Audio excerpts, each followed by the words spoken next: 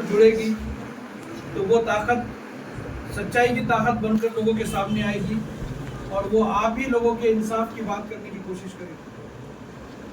क्योंकि आप सोनपेट के रहने वाले हैं, नौजवान हैं और हमारे जो कैंडिडेट है वो भी नौजवान है। आज अगर आपने उस बच्चे को ताकत दी है तो आने वाले 25 साल 30 साल वो बच्चा आपके लिए ताकत बनकर आप लोगों के बीच में काम करने की कोशिश कर सकता है और इंशाल्लाह बिल्कुल करेगा वो काम इंशाल्लाह। हम पूरे भारत में हर आदमी अपने समाज की तरफ जा रहा है। झरंगे पाटिल को कोई सुर्खात के पर नहीं लगे हुए हैं। झरंगे पाटिल आज ताकतवर इसलिए बना कि उसका समाज उसके पीछे है। यहाँ पर जब लोकसभा में जानकर खड़े हुए थे तो एक तरफा उनको ओबीसी समाज ने इसलिए वोटिंग दी क्योंकि वो ओबीसी समाज से आते हैं। सिर्फ मुसलमान ही ऐसा है जो पूरे भारत में बगैर किसी को बोले, बगैर किसी को मांगे, चाहे उसको महफिल में से हटाना जाए, चाहे उसको कुर्सी पे से निकाला जाए, चाहे उसको सभा में से बाहर हटाया जाए टोपी होने के बावजूद भी, फिर भी वो अपने आप को सेकुलरिज्म का एक सरबराह समझ के वो लाश को उठाने की कोशिश करते हैं। सेकुलरिज्म मुसलमानों के बगैर एक अधूरा जुमला है।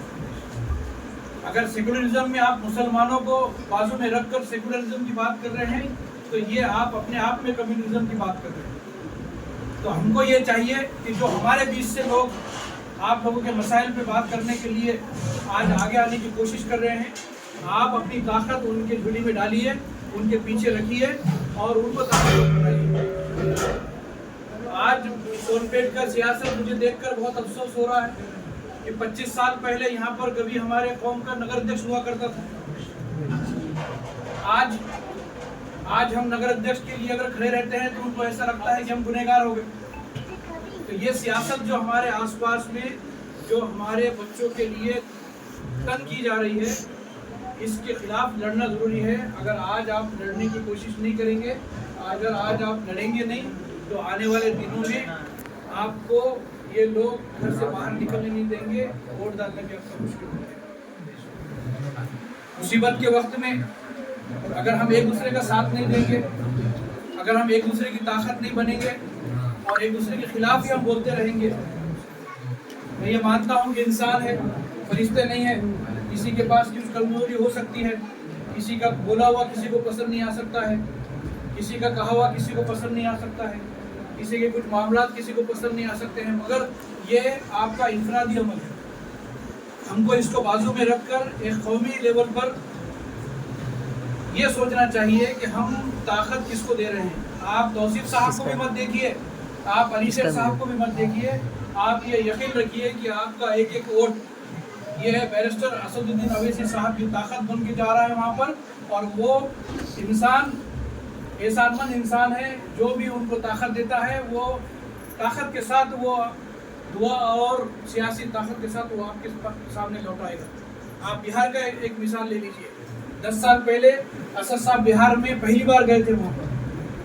आज 10 साल में बिहार में, पूरे बिहार में सरकारें इधर से उधर हो गई, मगर जो इलाका असदुद्दीन अवैसी साहब के पीछे खड़ा हुआ था वो आज भी खड़ा हुआ है। आज जितने भी सेकुलर पार्टी है उनको अफसोस होता होगा कि काश हमने इनको साथ लिया होता, काश हमने इनको 6 सीट दे दी होती तो कम से कम इतना नुकसान नहीं होता। इसके जिम्मेदार वो खुद है, इसके जिम्मेदार असद अवैसी साहब नहीं है, क्योंकि उन्होंने पूरे तौर पर बोला था। यहाँ पर भी मैं आपको परभनी में बता दूं, परभनी जिले में यहाँ पर आप किसी को भी वोट दो ईमान छोड़कर, वो वोट डायरेक्टली या इनडायरेक्टली वो बीजेपी को ही जा रहा है। ये जो आपके जो कैंडिडेट है यहाँ पर सिटी से जो खड़ा हुआ है, आप उसका बैकग्राउंड चेक कीजिए। 6 महीने इसके तरफ, 6 महीने उसके तरफ, 6 महीने दूसरे की तरफ, खुदा न खास्ता मुसलमान उसको वोट करेंगे और 4-5 महीने के बाद में अगर वो बीजेपी का सिंबल लेकर अगर चला जाएगा तो आप लोग 5 साल में रोने के अलावा आपके पास कुछ नहीं है। राजेश विटेकर जो बीजेपी के साथ में जुड़ा हुआ है, आप ऐसा मत समझिए कि अजित पवार की राष्ट्रवादी अलग है और बीजेपी अलग है, नहीं, वो दोनों सरकार में साथ है, दोनों मानसिकता भी साथ है और दोनों की मानसिकता भी एक ही है। तो आप अगर इसको वोट देते हैं तो आप बीजेपी को वोट देते हैं ऐसा लगेगा। तो मेरी आप लोगों से गुजारिश है कि आप लोगों के बीच में चाहिए, अपने घरों में जाइए, अपने बुजुर्गों से बोलिए, अपने पड़ोसियों से बोलिए।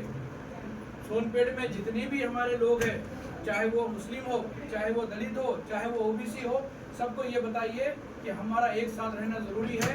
अगर बीजेपी जैसी फासिस्ट ताकतों से हमको लड़ना है, हमको अगर उनको हराना है, तो हमको ये सूझबूझ रखना पड़ेगी कि हमारा वोट किसको जा रहा है और हमारा वोट किसको नहीं जा रहा है। मुझे ये उम्मीद है कि आज के बाद से आप लोग अपने तौर पर किसी का इंतज़ार करे बगैर सोनपेट की जिम्मेदारी खुद आप लोग लेंगे और आने वाले इलेक्शन में इंशाल्लाह आप पतंग का निशान इतना आम करेंगे कि 2 दिसंबर को लोगों को पतंग के अलावा कुछ दिखाई ना दे, और वो एक ऐसी उम्मीद जगाएगा सोनपेट में कि सोनपेट की आवाज़ पूरे परभनी जिले में गूंजेगी इंशाल्लाह। इम्तियाज जलील साहब 27 तारीख को इंशाल्लाह यहाँ पर आएंगे, आप लोगों के बीच में अपनी बात रखेंगे। वो चीज़ यहाँ पर 3 बजे आएंगे दोपहर में और यहाँ से 4:30 बजे चले जाएंगे, क्योंकि हमको पूरे ज़िले में उनकी सभाएं लेनी है, थोड़ा आधा घंटे का वक्त। तो आप लोगों से ये गुजारिश है, खास करके नौजवान बच्चों से, कि इम्तियाज जलील साहब पूरे महाराष्ट्र में जो अपनी सब चीज़ें छोड़कर हमारी फिक्र में घूम रहे हैं, उनका ताकत बने। वो जब आए यहाँ पर सोनपेट में, तो सोनपेट का पूरा माहौल ताकतवर दिखे और सोनपेट का पूरा माहौल MIM से भरपूर दिखे। मुझे ये उम्मीद है कि आप लोग हमारे तौसीफ का साथ देंगे और आपके बीच के बच्चे को आगे बढ़ाकर नगर अध्यक्ष बनाएंगे इंशाअल्लाह।